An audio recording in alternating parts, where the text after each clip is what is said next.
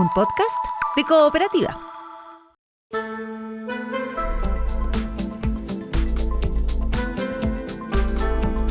Hola Santiago, hola Chile, hola al mundo que nos siga a través de cooperativa.cl. Primer café de jueves 20 de agosto, dedicado a la economía.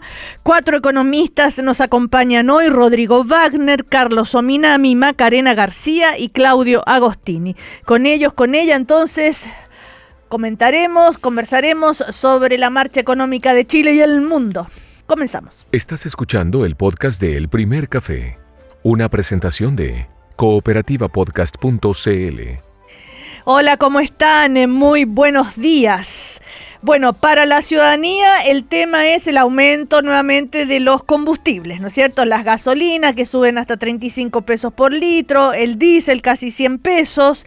El ministro dijo que esto hace parte de la situación internacional, por supuesto. Había explicado que la escalada internacional de los valores del petróleo está detrás de estas modificaciones. Los precios han subido afuera, dijo el ministro.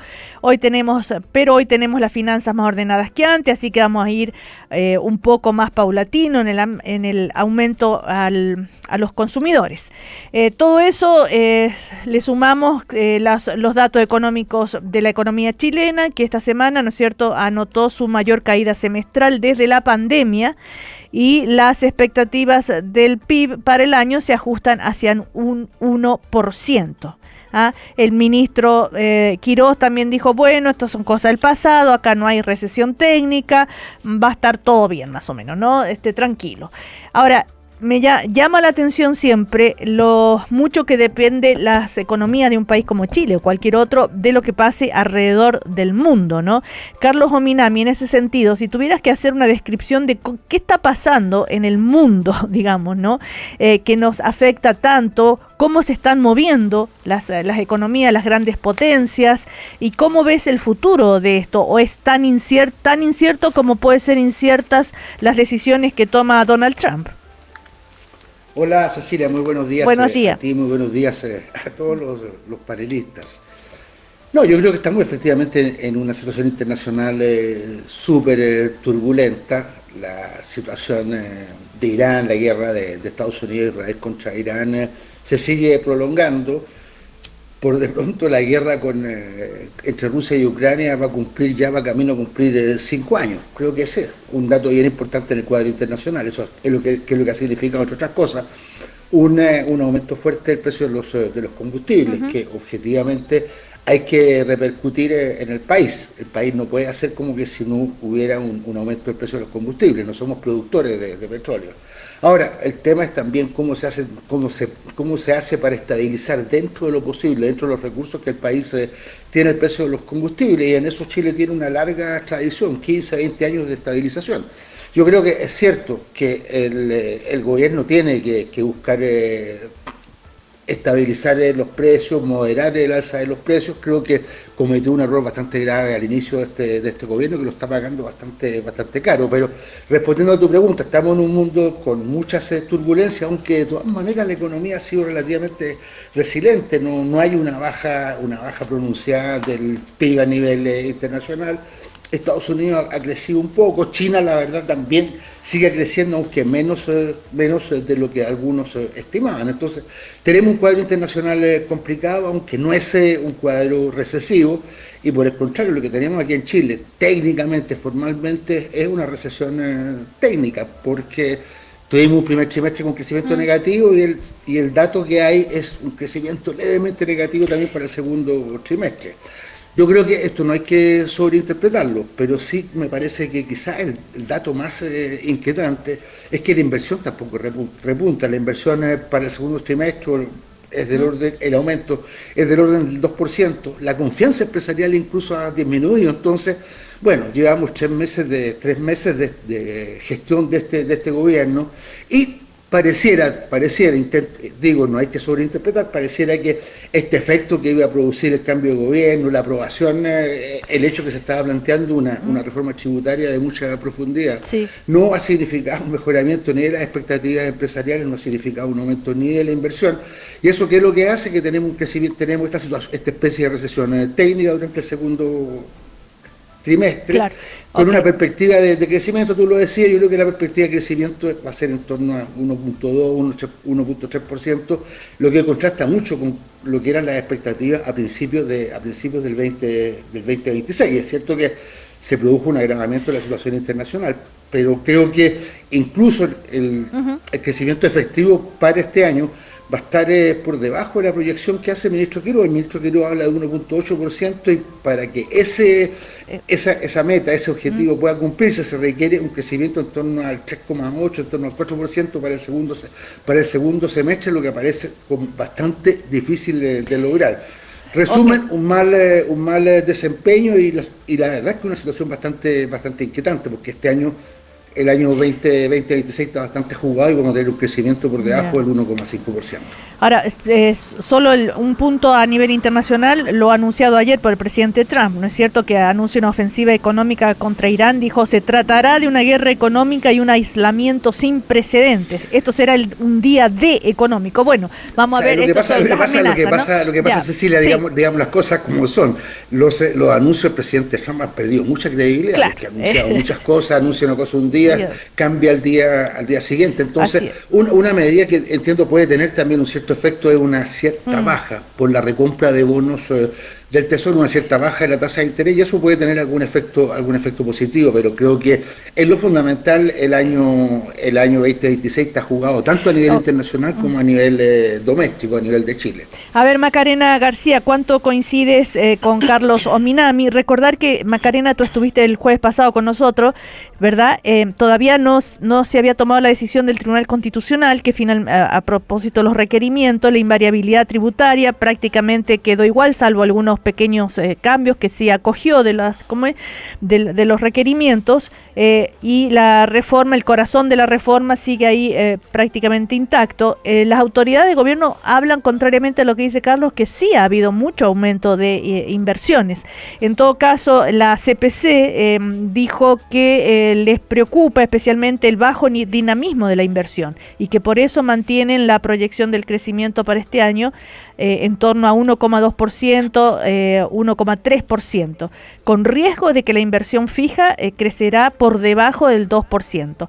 A ver, ¿era previsible que toda esta reforma y todo esto no diera los frutos así tan rápido? ¿Y cómo ves esto de la recesión técnica? A ver, bueno, buenos días a todos. Buenos días, sí.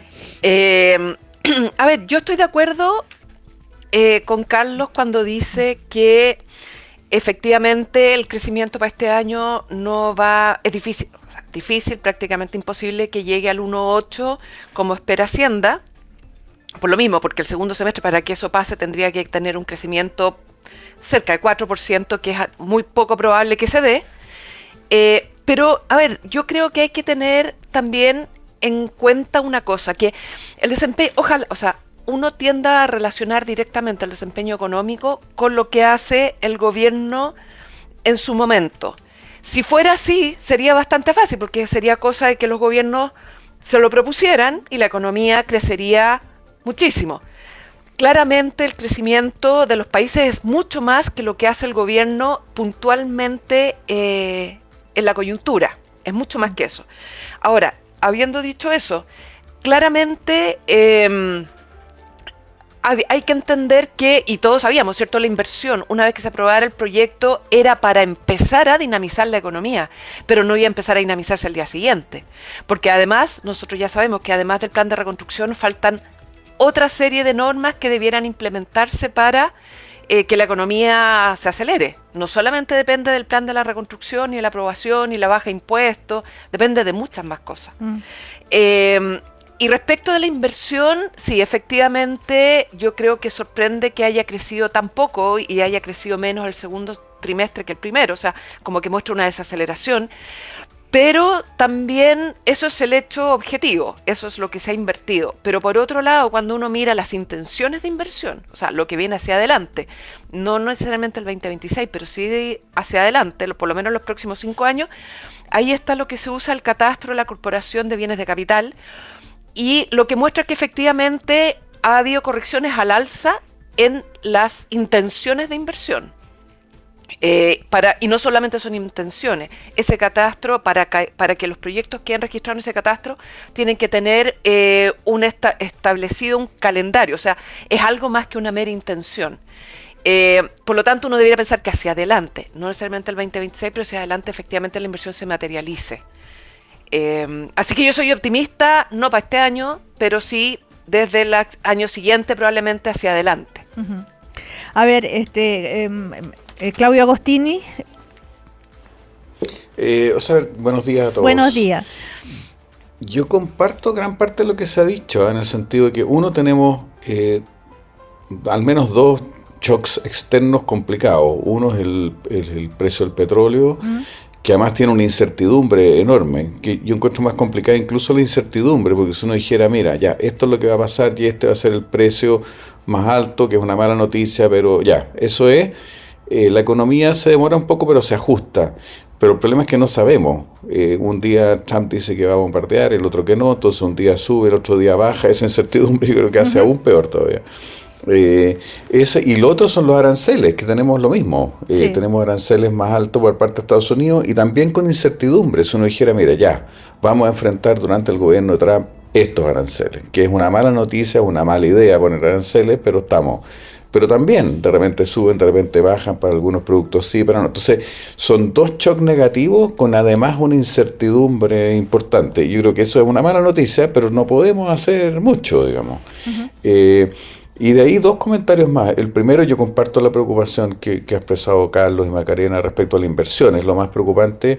Uno esperaba que las expectativas hubieran sido mejores y los números hubieran sido distintos. Hay que ver lo que viene. No sabemos si a lo mejor estaban esperando que se aprobara el proyecto con la rebaja tributaria y de ahí tomar decisiones de inversión. Puede ser, vamos a verlo en el futuro. Pero eso es lo que a mí me parece más preocupante y ojalá que cambie. Y luego tengo un comentario respecto a lo que mencionó Carlos, de que es verdad que tenemos experiencia del punto de vista de estabilizar, y esto lo hemos hablado otras veces, el precio de los combustibles, pero la experiencia ha sido mala del punto de vista de estabilizar, porque lo que uno quiere es estabilizar, o sea, que no varíen tanto, pero que en promedio el precio sea el que tiene que ser.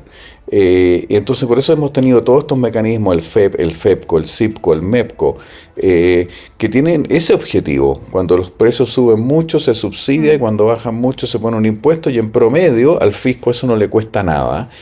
Pero el problema es que lo único que hemos hecho es subsidiar combustible. El FEPCO perdió $1.000 millones en los 5 años que funcionó. El MEPCO, en los 9 años que lleva, ha perdido $2.144 millones. Además, desde el 2001 le devolvemos el impuesto a los camioneros y no hemos gastado en eso $1.500 millones. O sea, si miramos FEPCO, CIPCO, MEPCO, más la devolución a los camioneros, en los últimos 20 años no hemos gastado $6.000 millones. Que para ponerlo en magnitud es 2 veces la reforma tributaria del 2014. Entonces, a mí me parece una mala experiencia que tratemos de estabilizar y lo que hagamos es subsidiar combustibles fósiles y nos gastemos no poca plata en eso. Y la pregunta es si como país queremos gastarnos $6.000 millones en subsidiar combustibles fósiles o preferimos destinar esa plata a salud, educación, vivienda, otras necesidades que tiene el país. Entonces yo soy bien crítico del uso de esos mecanismos, dado los resultados. Es tu batalla de hace muchos años, esto de ir en contra de los subsidios a los combustibles fósiles, lo hemos hablado muchísimas veces, sobre todo con el tema del diésel y del impuesto que se le devuelve, en fin, pero me imagino que argumentos para seguir esa política habrá, si no durante tantos años se continúa. ¿Se puede hacer otra cosa realmente? ¿Cómo lo ves, Rodrigo Wagner? Hola. Hola.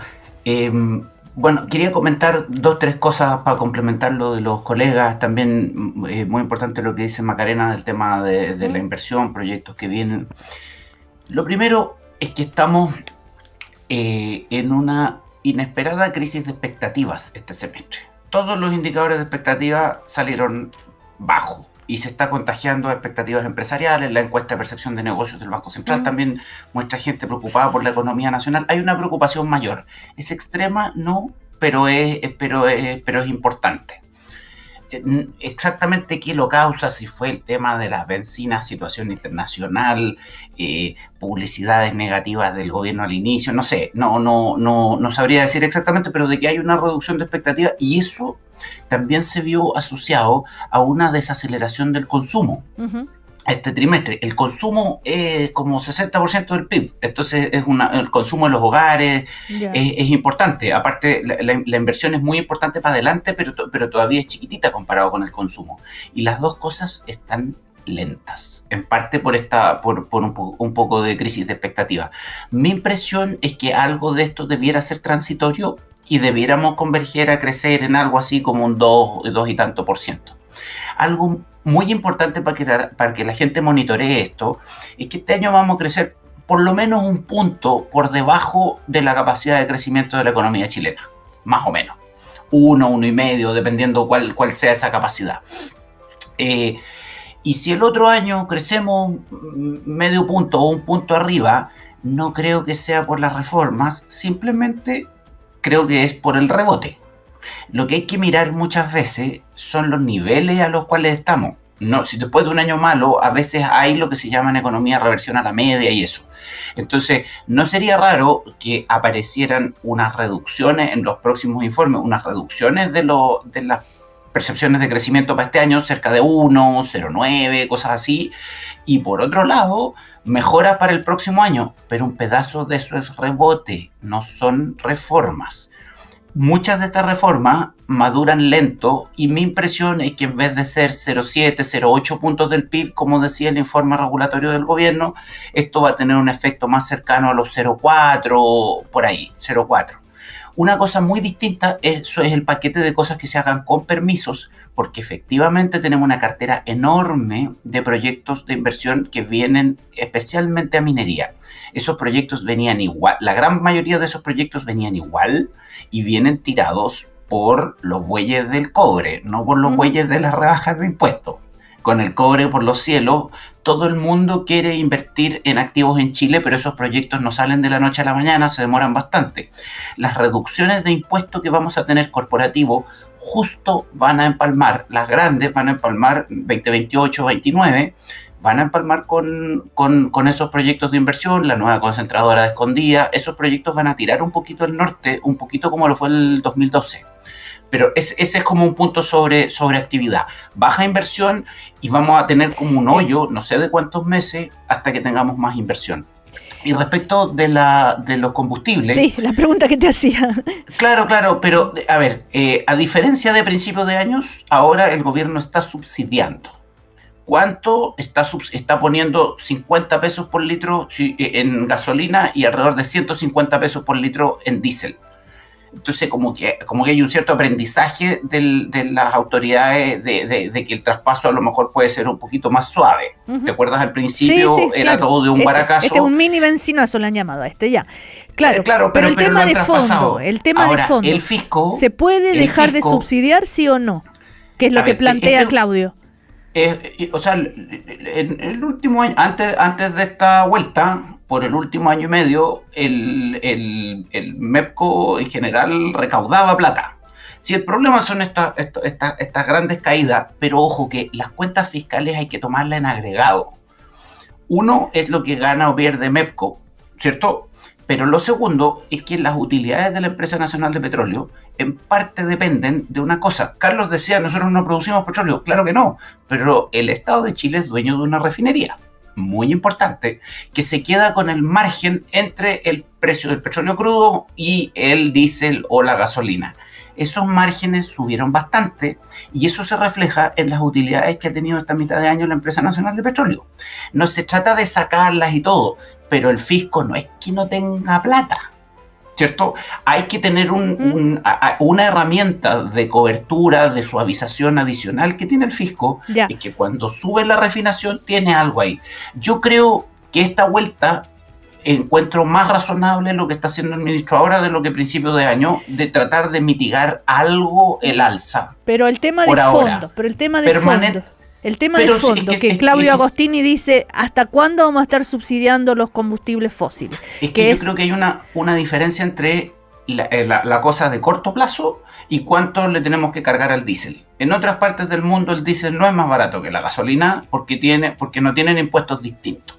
En Chile sí. Eso se puede cambiar y eso yo creo que es una decisión interesante. Claudio está con eso, yo creo que se puede.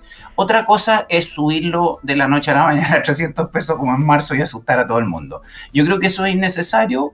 Yo creo que lo que está haciendo ahora el gobierno es razonable en el sentido de subir de a poco, pero después que cuando lo baje, tampoco lo baje de una para poder recaudar de vuelta esto. La otra vez subió de un guaracazo y prometió bajarlo un guaracazo. No, la verdad es que se recaudó entre medio, digamos. El Estado este año no ha perdido tanta plata con el MEPCO, en parte porque había que hacer algo al principio. No es que el gobierno tendría que haber dejado todo igual. A ver, Rodrigo Wagner dice, este año el Estado no ha perdido tanta plata con el MEPCO. Claudio. Con un todo. O sea, a ver, si uno suma eso, claro, pero si hacemos el ejercicio que dice Rodrigo hacia atrás, a los 4.600 millones que perdimos con los fondos de estabilización, hay que sumarle todas las pérdidas de NAP, de todos esos años que se subsidió, además vía pérdidas de NAP. Entonces, lo que yo digo es aún más grave si le sumamos lo que dice Rodrigo. Y Rodrigo tiene razón. Totalmente de acuerdo con Claudio. Claro. Y lo que dice Rodrigo es correcto para este año, por supuesto, pero miremos el Fondo de Estabilización en todo su periodo de funcionamiento, pues no lo miremos solo este año. Y si miramos todo el periodo de funcionamiento del MEPCO, más las pérdidas de NAP y las utilidades de este año, no hemos gastado un dineral de plata en subsidiar el petróleo, la gasolina. Y a mí me parece que es una mala política pública, pero además no hacemos trampa en el solitario, porque por último, si dijéramos como política pública, democráticamente el Congreso decide, ¿saben qué? Queremos subsidiar los combustibles y queremos gastarnos 4.000 millones de dólares en subsidiarlo. Ok, uno podrá estar en desacuerdo, pero esa es la decisión. Pero esa no fue la decisión. La decisión es vamos a crear un mecanismo para estabilizar el precio, que no suba tanto y no baje tanto, y que al fisco le cueste cero. Esa fue la decisión. Y nos hicimos trampa en el solitario porque al fisco no le costó cero. Ese es mi punto. Ahora, o sea, por lo menos algo de honestidad en decir, ¿sabéis que el objetivo de la política, que era solo suavizar y no perder plata, no se cumplió? Claro, pero en los últimos años no está tan lejos del cero. Del 24 para adelante. Ahora, pero más allá de la tema contingente o que hablemos cada semana sobre esto, lo que Claudio está planteando es un cambio muy de fondo, que ya va más allá de que el gobierno esté en el poder. Y no sé si eso ya es otra manera de concebir el tema de cómo tratar el tema de los precios de los combustibles, ¿no? Vamos a ir a comerciales, a la vuelta la opinión de Carlos de Macarena y seguimos hablando de economía acá en El Primer Café. Ya volvemos. Estás escuchando el podcast de El Primer Café, una presentación de cooperativapodcast.cl. Seguimos con economistas en este jueves del Primer Café con Claudio Agostini, Carlos Ominami, Macarena García, Rodrigo Wagner. Estamos hablando de diversos temas relacionados con la economía y también con la realidad de todos nosotros y nosotras, por ejemplo, respecto al impacto del aumento de los precios de los combustibles, entre otras cosas, las inversiones, la marcha de la economía, etcétera, el crecimiento del país y todo aquello. Para cerrar el tema de las bencinas y de los combustibles en general, claro, Claudio Agostini está planteando, digamos, de alguna manera una decisión muy, muy de fondo. No sé si en algún gobierno alguna vez se podría tomar una decisión como aquella, Carlos Ominami. Mira, a ver, en primer lugar, yo quiero decir que esta vez yo comparto la política del ministro Quirós en el sentido de buscar suavizar las fluctuaciones, porque veamos qué es lo que ocurrió cuando se hizo algo que quizás sería un poco la conclusión de lo que dice Claudio. Se repercutió de manera brutal el aumento de las bencinas al inicio de este gobierno, con los efectos que estamos viendo. Yo creo que una parte también del deterioro de la inversión tiene que ver con esto. Entonces, a mí me parece pero que Carlos, yo no conozco bien los datos. Perdón que te interrumpa, pero el tema es, más allá de cómo se compensa, voy a eso. El tema de fondo, ¿se debe o no se debe compensar? Cecilia, voy exactamente a eso. Yo creo que no conozco exactamente los datos que da Claudio, pero mi primera reacción es que es un análisis puramente cuantitativo que no toma en consideración otros efectos. Un efecto positivo desde el punto de vista de la inflación y fundamentalmente un efecto positivo desde el punto de vista de las expectativas. Las variaciones bruscas generan también una situación que es muy negativa desde el punto de vista de la percepción que tienen los distintos actores e incluso el mundo empresarial para tomar sus decisiones respecto de inversión. Entonces creo que la inestabilidad que significaría una aplicación sin el funcionamiento de estos mecanismos de estabilización, creo que tiene también unos efectos que son sumamente negativos y que habría que poner en consideración. Entonces, a mí no me parece que uno tenga una visión puramente cualitativa, y yo también le diría a Claudio lo siguiente, que su visión es más bien una visión desde la academia. Si uno dice ya, aumentemos como correspondería el precio del diésel, sabemos exactamente lo que ocurre, sabemos que tendría una reacción muy fuerte, particularmente de los transportistas, y eso tiene también costo. Entonces creo que uno no puede tener ni una visión puramente cuantitativa, ni tampoco una visión puramente desde la academia. ¿Y Macarena? A ver, yo, respecto a lo que dice Claudio, yo estoy completamente de acuerdo con él. El mecanismo lo que tiene que hacer es suavizar, no es evitar cambios de precios. Y claramente lo que hoy día estamos viendo es que por un tiempo que todavía no tenemos determinado, es incierto, pero claramente hoy día íbamos a hablar por un tiempo bastante largo de precios del petróleo bastante más altos. Entonces la pregunta es, ¿cuál hubiera sido el contrafactual? ¿Qué pasa si el Estado, cuando en marzo hubiera tratado de evitar, no de suavizar, de evitar el alza a los combustibles? ¿Cuánto le estaría costando hoy día a este gobierno suavizar un precio que además no es focalizado, porque con eso le evita el alza al combustible a todo el mundo? Yo creo que eso no es una buena política pública, especialmente en un gobierno que tiene recursos limitados. Podremos decir si más limitado o menos limitado, pero limitados al fin. Hoy día necesitamos recursos para financiar la PGU, que nos están dando los recursos para eso. Necesitamos financiar la educación prebásica, que hoy día es muy reducida en términos del Estado. Entonces los recursos tienen uso alternativo, o lo usamos para evitarle a todo el mundo que suba el precio de los combustibles, lo que no me parece correcto, no me parece que a mí me lo eviten, o usamos los recursos para otras cosas. Yo creo que sí, el no haberlo hecho focalizado, lo que sí, obviamente, que hay que ir en ayuda de los grupos que se ven más afectados. Eso sí, y eso entiendo que el gobierno lo ha ido aumentando en el tiempo, ha ido entendiendo esta necesidad. Yo creo que ahí va la política pública adecuada. Perdón, tú me habías preguntado también respecto a otra cosa. No, eso era, son temas de fondo, así cortito, pasamos, claro, lo que propone Claudio, me imagino, es una decisión que tiene un costo político enorme, y se necesita una voluntad política enorme y un acuerdo y todo lo demás, ¿no? Pero ya, ahí yo estoy de acuerdo con Claudio, no tan de acuerdo con Carlos. Uno no puede pensar las políticas públicas desde el punto de vista de la presión de grupos organizados. Porque si fuera así, estaríamos poniendo la plata donde hay más grupos. De hecho, y ahí, por ejemplo, el hecho de la presión que hubo muy fuerte de los universitarios que salieron a marchar en las calles, es que hoy día justamente Chile tiene un problema de cómo financia su educación. Chile destina mucha plata a la educación y lamentablemente mucha plata a la educación superior, incluso más que lo que destina el resto de los países de la OCDE, y nos gastamos toda la plata en educación superior y no en educación básica y prebásica, que hoy día todos los técnicos dicen que era más importante la educación prebásica y básica. Eso fue por grupos de presión. Entonces, los grupos de presiones también tienen su rol, hay que escucharlo, pero la política pública no puede basarse en grupos de presión o dejar de hacer cosas por los grupos de presión. Eso es una muy mala política pública, creo. Claudio, me imagino, no sé si vas a estar con vida el día en que alguien se resista al grupo de presión de los camioneros. ¿Qué crees tú? ¿No es cierto? Es como bien quimérico aquello. Pero yo creo que se puede hacer gradual, Ya, sí. bueno. Yo lo único que discrepo de Carlos es en el sentido que yo no me opongo a que haya un mecanismo de estabilización, se me parece bien. El punto es que sea de estabilización y no de subsidio, ese es el punto. Y lo que se decidió fue tener mecanismos de estabilización, pero ninguno fue de estabilización, fueron todos de subsidio y subsidio generalizado. Entonces, el instrumento no sirvió para el objetivo.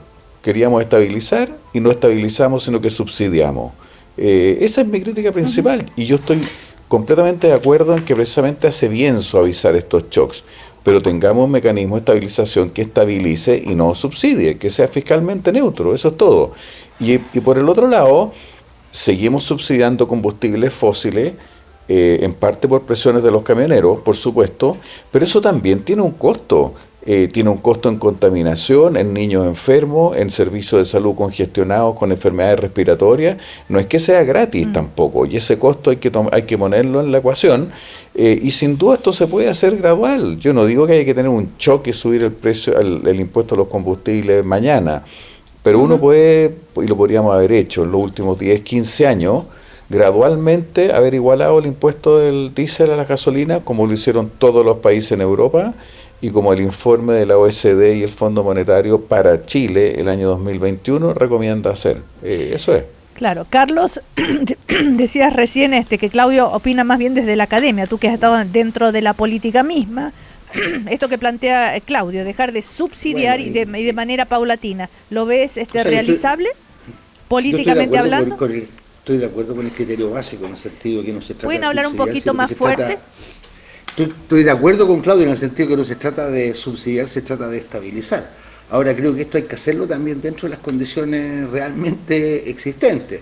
Y la existencia de grupos de presiones es un dato, es el dato también con que funciona la economía. Por eso yo lo decía y no lo digo de manera despectiva, que la visión de Claudio es una visión muy desde la academia y bastante menos de la política, porque la política justamente consiste en eso. Ahora, Claudio tendría que considerar también si se hiciera algo como lo que él está planteando, cuáles son los efectos desde el punto de vista de las expectativas, cuáles son los efectos desde el punto de vista de la inflación. Creo que eso también habría que tomarlo en línea de cuenta para tener una visión que sea más comprensiva, una visión no puramente cuantitativa. Y reitero, la política tiene que ver justamente con los grupos de presión y finalmente la política se hace así. A mí me hubiera gustado también que hubiéramos tenido una política que pudiera equiparar el precio de la gasolina respecto al precio del diésel, pero también hay que convenir que las condiciones políticas, lo que ha sido también el peso de los transportistas en la economía chilena, la trayectoria de los transportistas, ha hecho que finalmente las cosas no se hayan podido hacer, y esto es una política que ha recorrido gobiernos de distinto tipo. Entonces, reitero, miremos las cosas desde la política, miremos las cosas desde las condiciones que son realmente existentes. Ojalá, a lo mejor este gobierno sería bueno que pudiera decir, mire, vamos a hacer un cronograma para ir equiparando los precios de la gasolina respecto a los precios del diésel, y hagámoslo, no sé, a 4 o 5 años. Ojalá que lo se pueda hacer, pero reitero, son medidas que son extremadamente difíciles de poner en práctica. Estaba mirando, es cuestión de ver, por ejemplo, hoy día lo que están diciendo los transportistas, de que ellos están en el límite, sí, que ellos no pueden absorber nuevas alzas, y eso también es un dato que hay que considerar. Por eso que reitero, no basta con tener una visión puramente académica, hay que tener una visión también más realista desde la política, considerando los intereses, las presiones que desarrollan los distintos grupos de presión. Eso es finalmente la política. Ya. Y la política también, por ejemplo, paso a otro tema, esto de el llamado del Consejo Fiscal Autónomo de cumplir la meta fiscal, que dicen es esencial. Y para ello, dice, implementar medidas adicionales que permitan absorber eventuales presiones de gasto. Entonces, y bueno, cumplir con aquellos recortes, hablando en eso una palabra, Cecilia, sí. Yo creo que hace muy importante mirar lo que va a ocurrir el 30 de septiembre, cuando se presente el proyecto de presupuesto para el 2027. Yo creo que aquí nos podemos encontrar con sorpresas bien delicadas, en el sentido de que puedan haber recortes muy importantes. El gobierno hubo una primera ola de recorte en torno, no sé, algo así como $1.700 millones, pero queda todavía pendiente esto que el propio Casa anunció durante la campaña, el recorte de los 6.000 millones, el ministro Quirós también lo anunció. Entonces, creo que va a ser muy importante mirar esa parte de las cosas. El gobierno tiene que buscar alguna compensación respecto de la caída de la recaudación que va a significar la reforma tributaria, porque si no también puede tener un problema bien delicado de deterioro en la clasificación de riesgo por parte de las clasificadoras internacionales.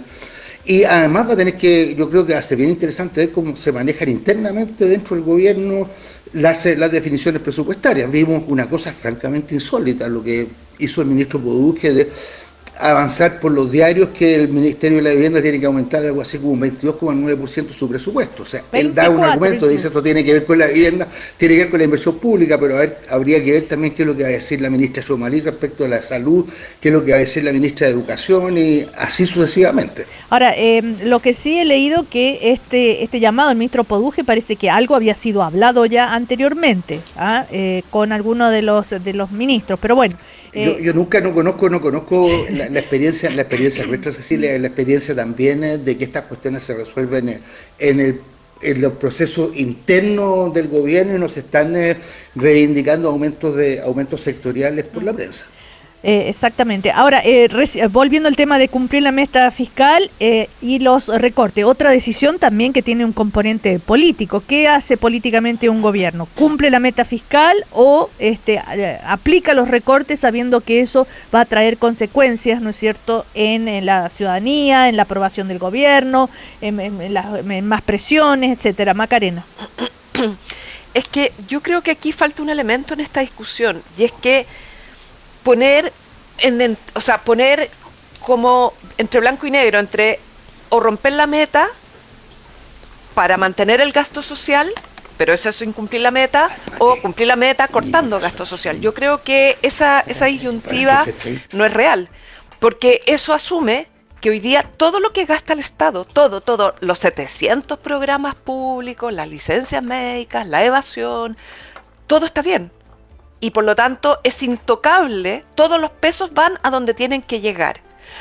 Y yo soy de la idea, yo que sigo todos los años la evaluación que se hace de los 700 programas estatales, en que la verdad es que uno ve que hay mucha plata que no es que se pierda porque se la lleva alguien. Se malgaste, que es lo que viene. Se malgasta. Sí, entonces, lo que vienen ustedes diciendo hace mucho rato. Mucho ¿verdad? tiempo. Pero entonces, esta disyuntiva entre o no tocar nada, es que el gasto social no todo llega no termina efectivamente en el objetivo que tiene el Estado. Mucho se pierde en el camino.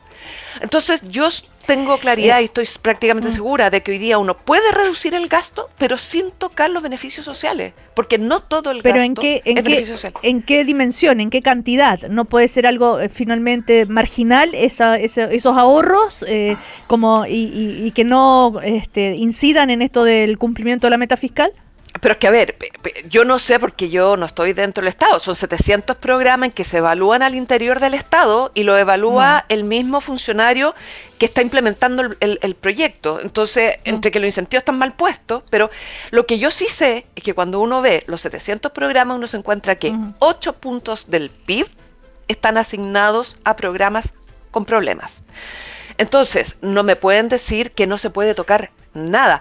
Y ojo, y yo digo tocar nada porque hoy día cuando uno dice, mira, es que hay tantas necesidades, sí, pero es que hay programas que justamente esa necesidad hoy día no está cubierta o está mal cubierta porque el programa está funcionando mal. Entonces, incluso un programa que empieza a funcionar bien podría solucionar problemas que hoy día o estas necesidades que hoy día uno quiere seguir avanzando.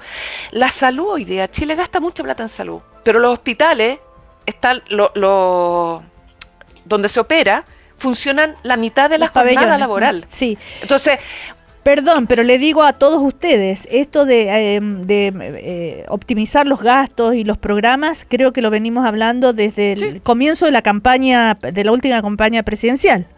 Y de antes también. Y de antes también. Entonces, cuando la ciudadanía escucha eso, bueno, pero ya, ¿hasta cuándo esa monserga? Y no pasa nada, o ¿cómo es eso? Debe ser que no debe ser tan fácil.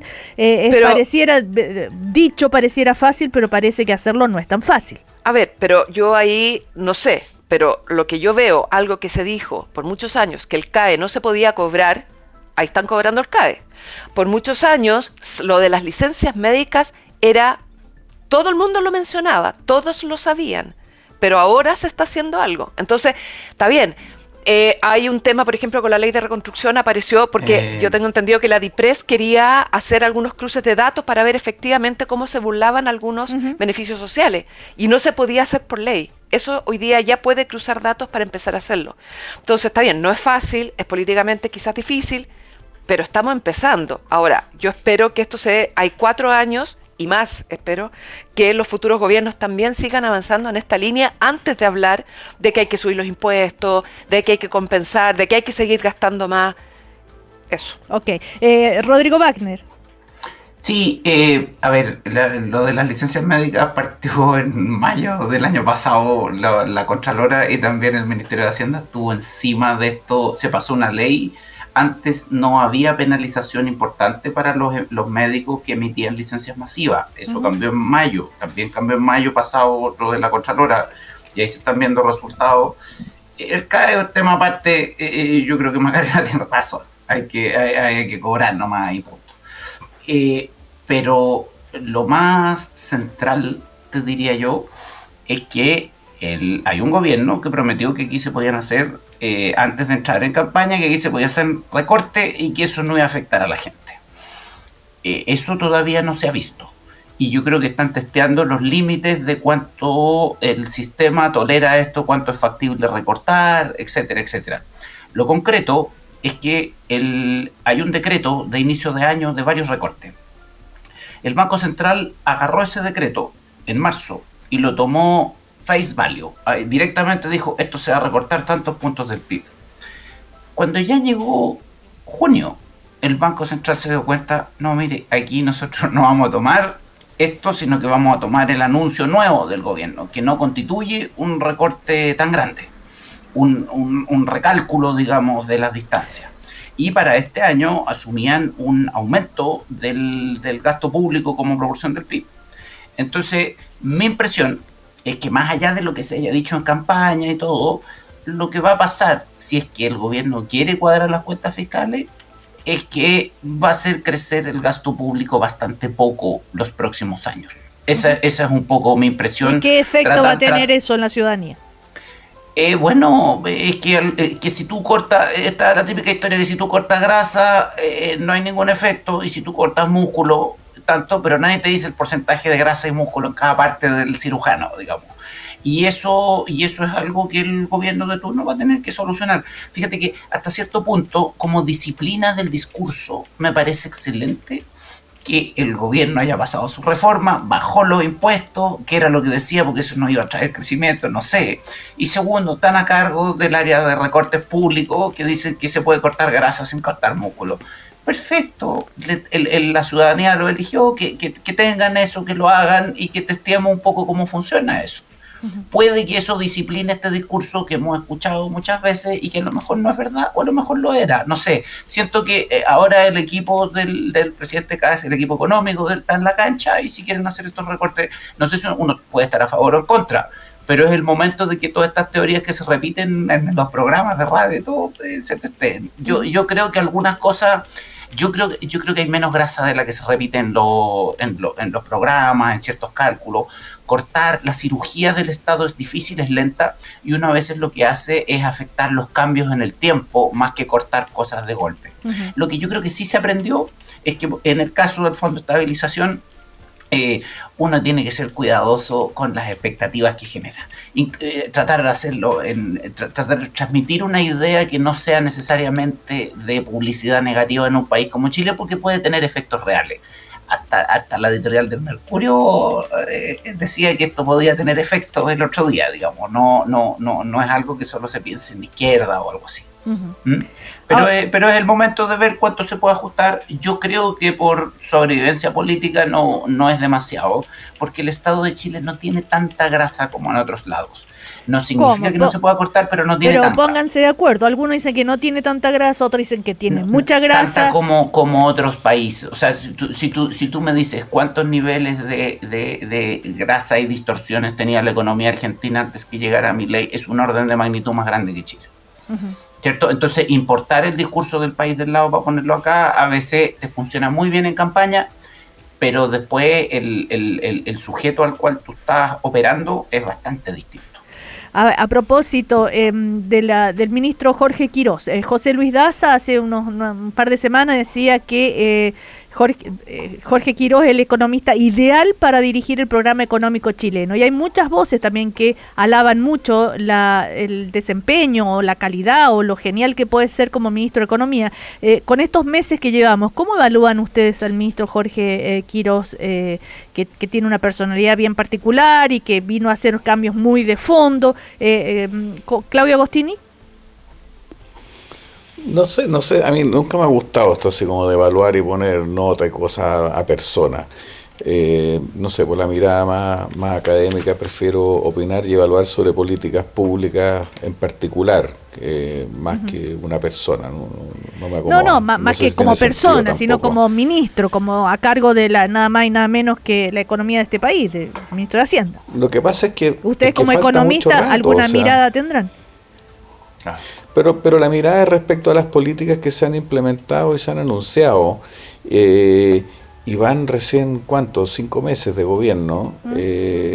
Yo creo las miradas se hacen después, diciendo, mira, estas son todas las políticas que se implementaron en estos 4 años, estas son razonables, estas funcionaron, estas no. Me parece que eso, no sé en qué contribuye a la discusión pública a los 5 meses estar diciendo, el ministro tiene nota 4, 5, 7, 2, no, de verdad no.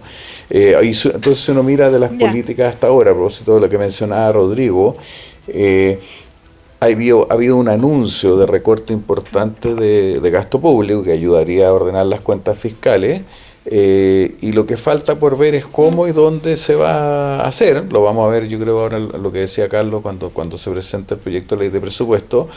Y hay cosas hay cosas para las cuales ya hay diagnóstico, pero es difícil implementarla. O sea, lo que decía Macarena al principio, hay un montón de programas que están mal evaluados por instituciones externas que contrató la DIPRE, pero cada vez que va al Congreso esa mala evaluación y uno dice, cortemos este programa, el Congreso lo rechaza. Entonces es súper difícil incluso bajar gasto en cosas que sabemos que están funcionando mal, que han sido evaluadas mal.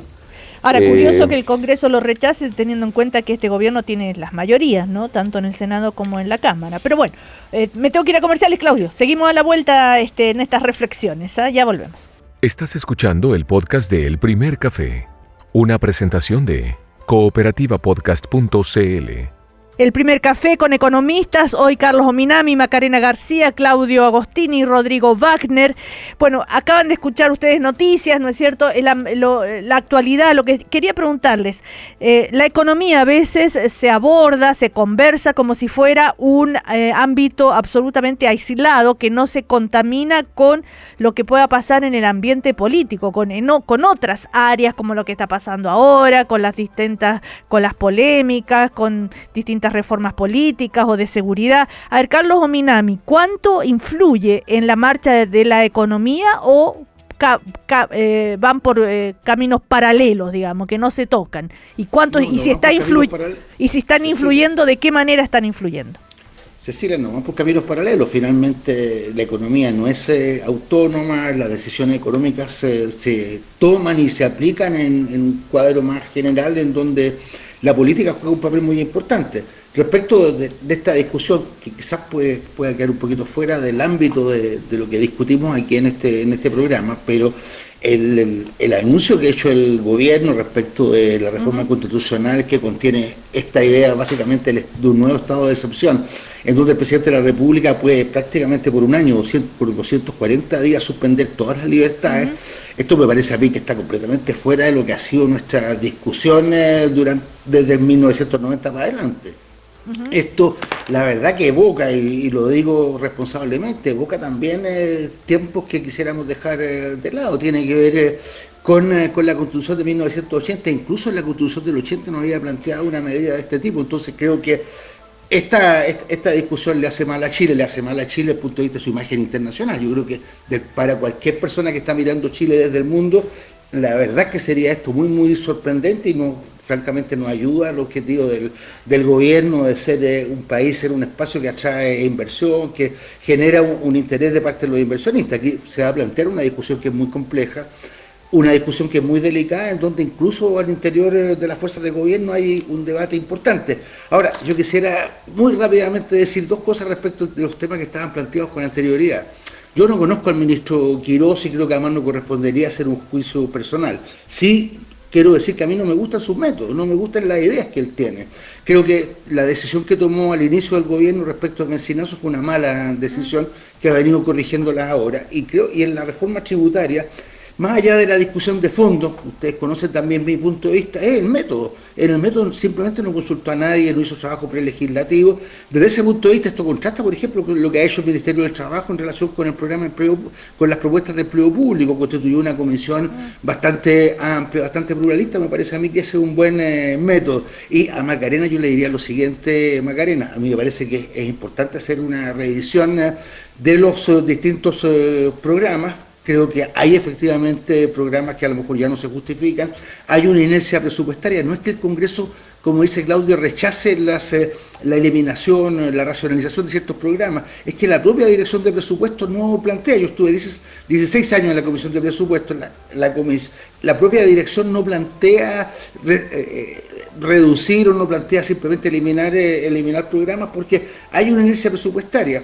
Una vez que se incorpora un proyecto al presupuesto, la verdad que cuesta muchísimo sacarlo. Ahora, yo francamente no creo que sean 8 puntos del producto. Yo le diría a Macarena que ahí en eso se pasó varios pueblos. Estaríamos hablando de 24.000 millones de dólares, es decir, 4 veces lo que el propio presidente Kase planteó como posibilidad de recortes al presupuesto durante su campaña, que habló de 6.000 millones de dólares. Bueno, ahí Carlos Minami abordó todos los temas, Macarena. Pero a ver, no, sobre una cosa, todos los aspectos. A ver, yo también sigo religiosamente las discusiones presupuestarias en el Congreso y yo, claro, tengo claro que la DIPRES en general plantea muy poco ajustes en los proyectos, porque yo también creo que esa es una discusión que es absolutamente perdida. Cuando hay algún recorte en algún programa, que en general son pocos, y reconozco que el gobierno pasado hizo recortes en programas, aquí es un tema más allá de un tema de un gobierno u otro, pero en general basta que la DIPRES diga algún breve recorte para que los parlamentarios o alguien se le levante y diga, no, no, ¿por qué? ¿Por qué lo están recortando? No, Entonces, esta discusión parte un poco muerta desde antes de entrar el presupuesto. Por eso que yo ahí, ¿qué es lo que creo yo que el gobierno debería hacer? Este u otro, hacer un trabajo prelegislativo para ver qué hacer con los programas y no llegar al presupuesto en una discusión que es rápida, con bastantes intereses de distintos lados creados, no solamente el Parlamento, sino que también el presupuesto, el gobierno, todos. Entonces, obviamente, muchas de esas cosas al final terminan muriendo y para no perder gastos no se hace. Ahora, cuando yo digo a la dimensión del monto que dice Carlos, yo nunca he dicho, y yo estoy completamente en desacuerdo con plantear que porque un programa está con algún problema haya que cortarlo. Yo creo que eso es no entender el problema que hay en respecto a los programas. Pero 8 puntos lo que del yo digo PIB dijiste tú que eran. Sí, es que eso y es Carlos lo que dice sale, que no es posible eso. Pero sale con observaciones. Yo no digo que hay que eliminarlos. Lo que yo digo es que, si el rol del Estado es justamente ayudar a los más necesitados y nos encontramos con que hay una magnitud importante de esos recursos que está con alguna observación, a mí me gustaría ver un gobierno muy decidido en eliminar las observaciones. A Macarena ojo, porque estas observaciones que se estiman todos los años se evalúan los programas. Todos los años salen con los mismos problemas. Entonces, ¿quién le va a poner el cascabel al gato de mejorar los programas? No eliminarlo, insisto. Yo no estoy diciendo eliminar el 8% del PIB. Macarena, y en cuanto a esto de los caminos separados que hablábamos, ¿no es cierto? O no, que Carlos Minami dice, no, para nada.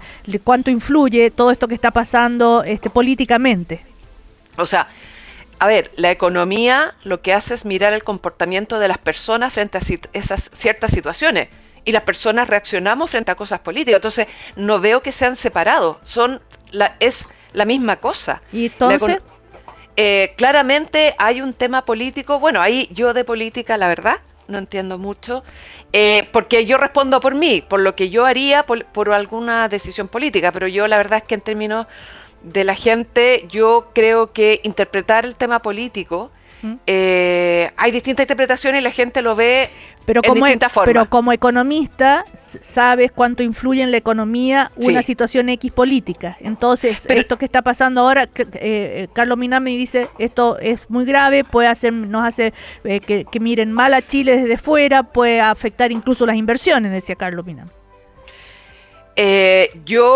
A mí me tiende a preocupar que haya, yo siempre he creído que tiene que haber un contrapeso para las decisiones del Estado, que normalmente o es el Poder Judicial o es el Congreso.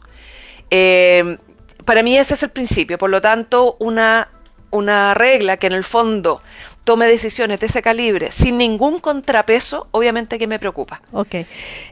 A ver, ¿qué opina Claudio Agostini? Yo sin duda la economía y la política van de la mano, son complementarios. Yo además creo que muchas de las decisiones de política pública tienen que tomarse en el Congreso, que es donde corresponde, y el rol de la academia, que es donde estoy yo, es simplemente informar y tratar de poner datos arriba de la mesa y la mejor experiencia comparada para que se tomen las mejores decisiones. Es el único rol desde la academia, activamente, además, creo yo. Pero sí estoy...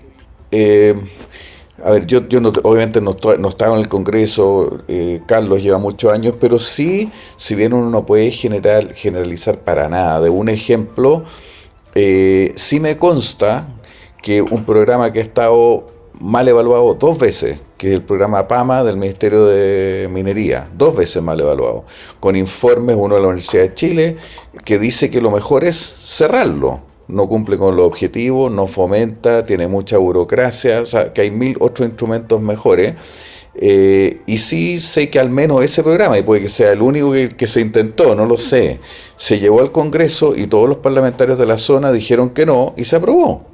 Las 2 veces, y sigue funcionando hasta el día de hoy. Entonces sí, aunque sea un botón de muestra, y a lo mejor el único, sí hay un poquito de experiencia de que cuesta mucho cortar gasto que objetivamente, evaluado por 2 instituciones 2 veces, es ineficiente, no tiene ningún sentido, y las 2 evaluaciones dicen cierren este programa. Y no se ha podido. Entonces uno se pregunta, ¿cómo avanzamos en una modernización del Estado que efectivamente nos permita gastar mejor, nos permita tener un Estado que funciona mejor, y hacer estos recortes incluso de programas tan chicos como este parece ser bien difícil? Claro, todo el mundo se pregunta el cómo, ¿no? Pero pareciera a la hora de decir el cómo, dar la solución, no se escucha mucho. ¿Ah? Rodrigo Wagner, tú que has estado además muy cerca del poder político, de un gobierno, ¿cuánto le puede estar afligiendo, no sé, a las autoridades económicas cuando se toman decisiones, o se hacen propuestas políticas que desordenan un poco el ambiente, o que pueden generar estas incertidumbres o estas críticas, en fin? ¿Cómo lo ves tú, Rodrigo? Efectivamente, uno puede hacer como una especie de un gobierno tiene 2 presupuestos: el presupuesto de la nación, que tiene el ministro de Hacienda, y el presupuesto como de capital político, que es más difícil de medir, ¿cierto? Algo tiene que ver con la popularidad, pero hay una reputación también entre los parlamentarios. Ese capital político, que partió bastante alto en el gobierno fue elegido con una mayoría importante, se ha venido deteriorando por múltiples razones. Al principio de los gobiernos, el capital político a veces no se cuida tanto, a veces el capital político está construido en base a las promesas de campaña y después se deshace, pero cuando ya vamos en el 35%, dependiendo de la encuesta, empieza a haber preocupaciones por cuidarlo. Creo yo que la discusión actual de la reforma de seguridad que mencionaba Carlos es particularmente desangradora de capital político entre los parlamentarios, porque uno dice, oye, mire, ¿qué me está planteando? Que hay tejos pasados, ahí hay claramente una conexión. Pero yo quería conectarlo un poco a las expectativas de los hogares, porque la economía ha estado, disculpa, quiero hacer el salto, pero la economía ha estado lenta, y los que nos están escuchando quieren conectarlo. ¿Va a seguir lenta la segunda mitad del año? probablemente esto se vaya recuperando. Hay unas cosas puntuales que pasaron este semestre que se pueden ir recuperando, pero también es importante que el gobierno vaya transmitiendo ciertas señales un poquito menos pesimistas de lo que pasó, porque si no se generan estas trampas de consumo. La gran mayoría de las empresas no son exportadoras en Chile, son empresas de tamaño mediano, que en la encuesta de percepción de negocios del Banco Central están preocupadas por la economía nacional. Ojalá esto se dé vuelta a la segunda mitad del año, pero no es solo apuntando a estos grandes proyectos de inversión que llegan y que van a ser muy importantes, pero eso no basta para tirar las expectativas del país. Las expectativas del país cayeron bastante. Ojalá eso se haga, se note, y en la medida que eso se nota, puede que la actividad, todos los que nos están escuchando en muchos sectores que no son exportadores, sino que son de cómo funciona la ciudad, vayan recuperándose. Ojalá. Yo quiero terminar con una nota positiva. Creo que se nombró una comisión para revisar el estatuto administrativo del empleo público. Lo que decía recién Carlos. Creo que las personas que nombraron ahí, hay varias gente que sabe harto del Estado y puede opinar algo en un buen trabajo prelegislativo. Muy distinto de llegar con reformas que no sé si son las adecuadas. Sí tiene que llegar a un buen acuerdo con los empleados del Estado, pero creo que hay una oportunidad interesante. El Estado de Chile no necesariamente tiene que tener funcionarios precarios y mal pagados. Sí, lo que tiene que hacer es verificar y tratar de que el costo total de la planilla, que depende del número de personas, no crezca tanto tampoco, ¿cierto? Porque esa es la restricción que tenemos, porque hay restricción de recursos, lo decía Macarena, yo creo que lo entendemos todos. Ahí hay una oportunidad interesante de mirar esto de una manera de Estado y no de una manera así como que llego con la motosierra y no sé qué, porque eso no va a ocurrir. Veo un brote verde en la manera de hacer las cosas, de llamar a una comisión de gente que sabe harto de esto, subsecretarios que están metidos, gente que sabe de derecho administrativo. Ojalá se pueda cocinar algo en el buen sentido, a fuego lento, bien hecho. Aunque la ANEF dice que quiere participar más en esa discusión. Yo creo que está bien, hay perfectible, esto se puede alinear, será negociaciones, pero ojalá que esto avance positivo. Por lo menos no fue algo a matacaballo de un segundo a otro, digamos, cambiando la Constitución para echar a todos los funcionarios de una. No sé, estoy claro, digamos, contrastando. Me parece que es una línea positiva, que es mejorable, pero es positiva. Carlos Minami, ¿qué dirías tú de cómo se viene la mano entonces para los meses que siguen en Chile, económicamente hablando? Yo creo que las perspectivas para el segundo semestre pueden ser de un cierto mejoramiento, pero creo que vamos a estar muy lejos del 3,8-3,9% que se requeriría para poder cumplir el objetivo también modesto de crecer un 1,8% durante el 2026, y las perspectivas para el 2027 tampoco son tan espectaculares, son expectativas que están por debajo del 3% de crecimiento ya para el 2027, donde uno podría suponer que la mega reforma estaría en pleno funcionamiento. Ahora, una cosita muy corta respecto al tema de los programas y el presupuesto. Yo creo que es cierto lo que dice Macarena, cuesta cortar, lo que dice también Claudio, cuesta cortar, hay presiones de los parlamentarios. Ahora, creo que hay un mecanismo que se podría utilizar de mayor manera, que son las evaluaciones independientes. Ahora Claudio dice, han habido evaluaciones independientes que no se han considerado. Uno podría establecer un cierto compromiso en el Parlamento, en el sentido de que si un organismo independiente hace una evaluación muy negativa del programa, ese programa tiene que cortarse. Yo comparto plenamente eso, porque creo que hay programas que tuvieron una cierta justificación hace varios años atrás, pero que posteriormente han perdido justificación y debieron terminar, y en ese sentido creo que hay que cortar esta inercia presupuestaria, porque la dirección de presupuesto también tiende a mantener los programas que en algún momento aprobó. A la dirección de presupuesto cuesta mucho convencerla de que se haga un nuevo programa, y también cuesta mucho convencerla de que hay que terminar con un programa que ellos mismos en algún momento aprobaron. Entonces, a mí me parece que habría espacio para hacer un recorte, para hacer una racionalización del presupuesto, pero reitero, no estamos muy lejos de los 8 puntos de los cuales habló Macarena. Bueno, se nos terminó el primer café. Rodrigo Wagner, Carlos Minami, Macarena García, Claudio Agostini. Hasta la próxima. Buena semana. Que estén muy bien. Muchas gracias. Gracias, un gusto. Chao. Chao. Chao. Aquí termina el podcast de El Primer Café. Lo escuchas en vivo de lunes a viernes desde las 9 de la mañana y todos los días en cooperativapodcast.cl.